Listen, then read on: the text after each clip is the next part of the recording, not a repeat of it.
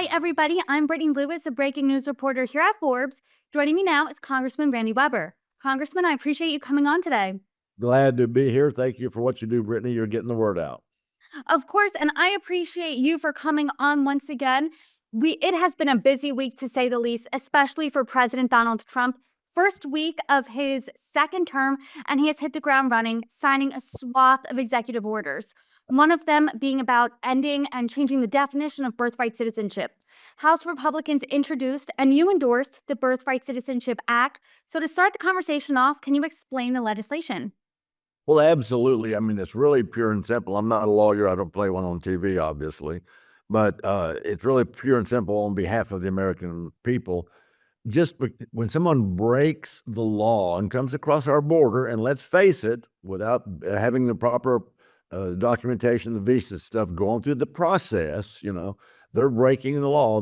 They are by definition a criminal when they step across the country's line, your border.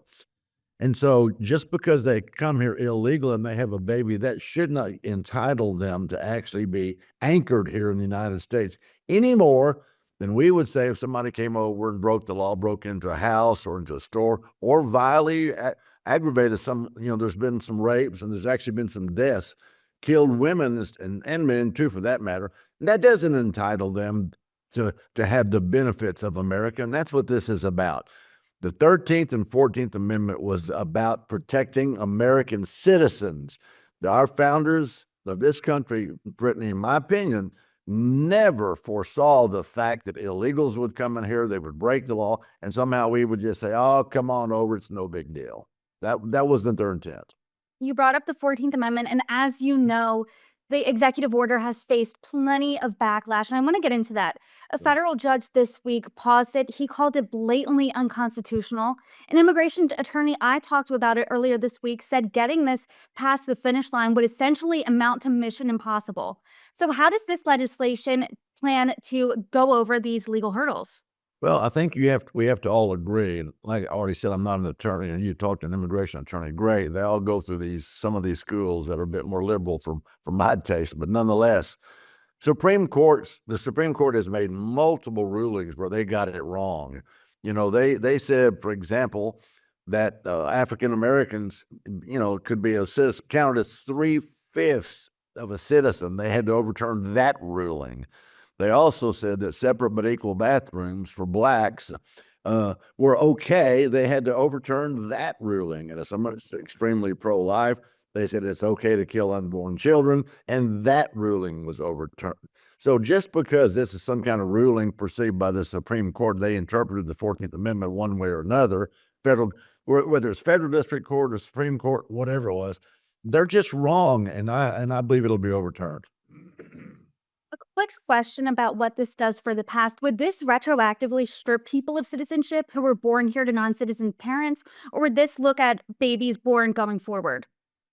Well, it depends on how the law would come out. When you've got somebody here that's violent, if they have a violent crime against this country, whether theft or whatever, if they've got children, your heart goes out to them. But again, you cannot just simply say that they need to stay. Now, Brittany, my bride of 48 years taught fourth grade 27 years, and I was in the Texas House. I was on the Public Education Committee, and there was 300,000 people came across, I think, December before last. Brittany, if 20% of those were kids, kindergarten through 12th grade, that's 60,000 children somebody has to pay to educate. Guess who that somebody is, Brittany? It's us, the American people. Why should the American people have to pay for illegals here? Now, let's fast forward to another thing. When those illegals who don't have any kind of health care go into a hospital or a clinic or something like that because they need attention from a medical expert, our great medical people, they're going to take care of them. They're not going to get paid. And so what are they going to have to do in order to keep their business going? They're going to up their prices on American citizens. Again, America cannot afford to be the charity for the world. You are a representative in Texas, which is obviously a border state. You and I spoke last year about the border, about border security, about tougher immigration. I'm sure you faced criticism from this legislation, from the executive orders, Republicans in general, that this is anti-immigration. What do you say to that?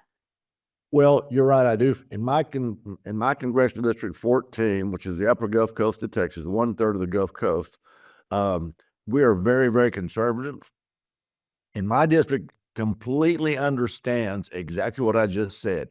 These people are coming over here for a free ride. They're breaking the law. They're going to get health care free. They're going to get education free. I harken back to what I said earlier. America cannot afford to be the charity for the rest of the world. There's a reason that Constitution that Congress sets immigration naturalization quotas. They decide what's best for America. People in other countries don't get to decide what's best for America. My district understands that, and sometimes people say about me, Brittany, or Weber, you just are against immigration. And I say, listen, no, I'm not, because my great grandfather and my grandfather came over on the boat from Germany in 1903. My grandfather was 9. I never got to meet my great grandfather. He died in 1947. I was born in 1953. But I knew my grandmother came over on the boat from Germany. Her family did in 1845 and settled in Texas. I wouldn't even be here if it wasn't for immigration. It just has to be right. It has to be fair, and it has to be something that actually benefits the American public. And right now, the way it's going, it does anything but benefit the American public.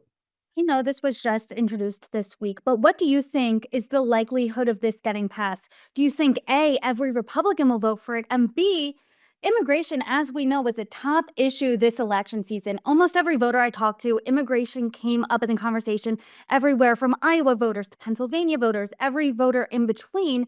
And Democrats seem to have gotten the message because your Democrat colleagues, some of them, over 40 of them, voted for the Lake and Riley Act. So do you think you could get some Democrats on board as well? Well, that's a good point, Brittany. And here's what I would say to that. I think they're getting the message from the American public. I think they watched what happened where Trump won all 6 of the swing states. I think they watched what happened where the Republican message was too many Americans are being injured. Some of the women raped, some killed, as sadly as you know. And so I think the Democrats have actually admitted that their message was way off base, way out of touch with the American public. That's what happened. And which is sad for me in this respect. Why didn't they know that it's not okay to have illegals come in here, break into houses, beat up men, pistol whip women, rape and kill some of them? Why did it take this for Democrats to finally wake up? So I think the Democrats are getting the word. And what has your conversation about this legislation been with colleagues? What does that look like? Well, basically the same thing, that Trump's on the right track. We're all on that same track. And yes, that the Democrats are waking up. And yes, that we need to be able to do this. And so we'll track this very carefully. You've got a speaker in the House, believe it or not, who's a constitutional attorney. Mike Johnson's doing a great job.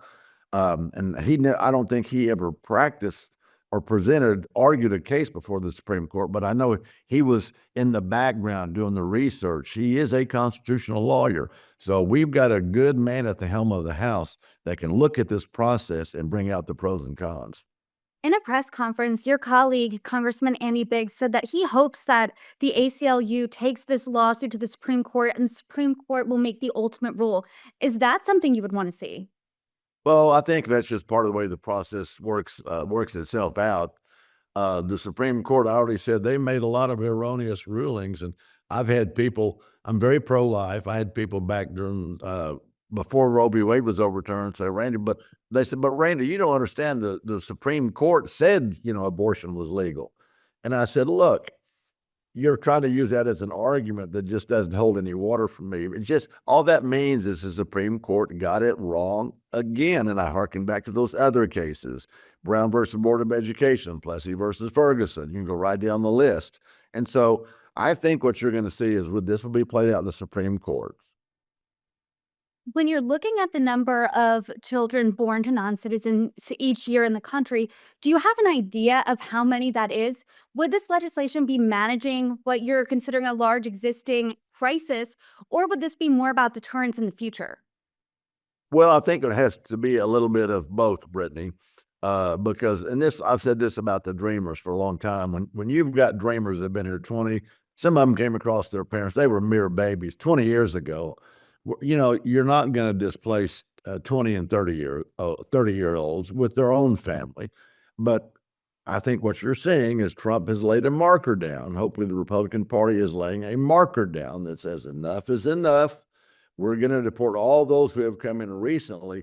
Under Joe Biden, 10 million. Oh, Joe Biden, although I call him Joe O. Biden, I call him President O. Biden because I think he was Obama's third term. But you saw 10 million people come in, and there's no way that should have happened, been allowed to happen. There's no way we can sustain that, and we've got to turn that around. To your point, we did see record high numbers of illegal immigration in the Biden presidency.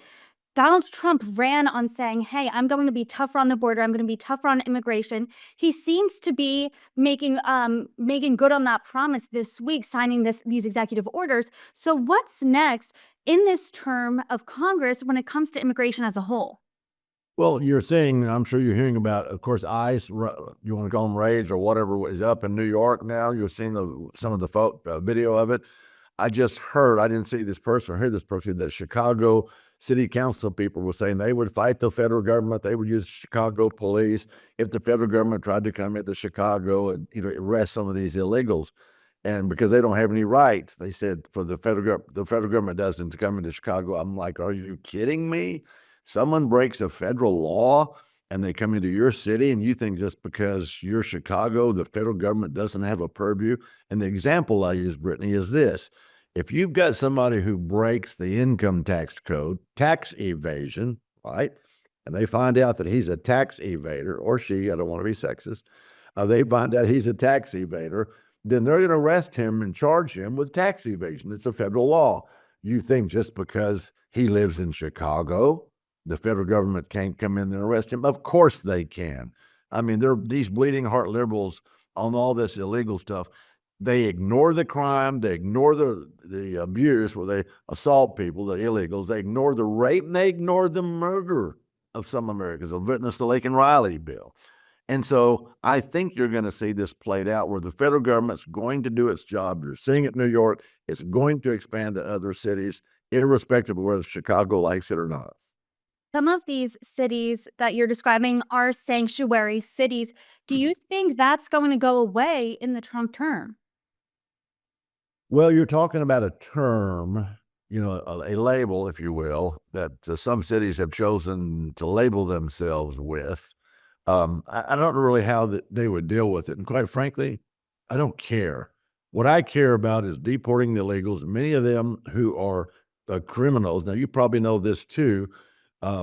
Also, we have illegal aliens of interest from other countries. I'm talking about countries that hate us: Iran, Iraq, Afghanistan, Yemen, Syria, all these. You've got folks over here that hate hate our ideals. And there was, I forget the last count, last year, I think there was 55,000 special interest aliens held, with it, handled at the border. I think that's right, 55,000. So, Brittany, if we missed 10% of those illegal aliens who mean to do us harm, that's 5,500 in this country. If we missed 1% of the 55,000, that's 550 criminals, aliens from other companies. You just saw what happened, right? In New Orleans, you just saw what happened there. And so if we've got 550 illegals that hate America and tend to do, or terrorists tend to do us harm, think with me back. You probably weren't even even in elementary school in 9/11. There was 19 terrorists who brought down the trade centers, killing almost 3,000 people. 19. If we have now 550 those same kind of terrorists in this country, or 5,000, it's only a matter of time, Brittany. It's extremely important that we secure our border. I actually am older than I look. I was in school during 9/11. I remember that. But when you're talking about the New Orleans, that New Orleans attack, that was an American citizen. So why do you think that's getting lumped into this conversation? Because it was radicalization by an Islamic group that teaches people, whether they're from America, Canada, Mexico, choose any country. America is you'll, if you think about it, I think you'll remember this. They've labeled America as the great Satan. And so I don't care what country they're from or what, where they were born. If they're radicalized by that radicalization of those Islamic terrorists, we are in for one tough ride. We better make sure our country is secure. Congressman, I appreciate the conversation today, and I hope there's many more as this legislation develops, as there's more legislation that you're endorsing. Thank you so much, and I hope to see you again soon. Thank you, Brittany. I appreciate that. Have a good day.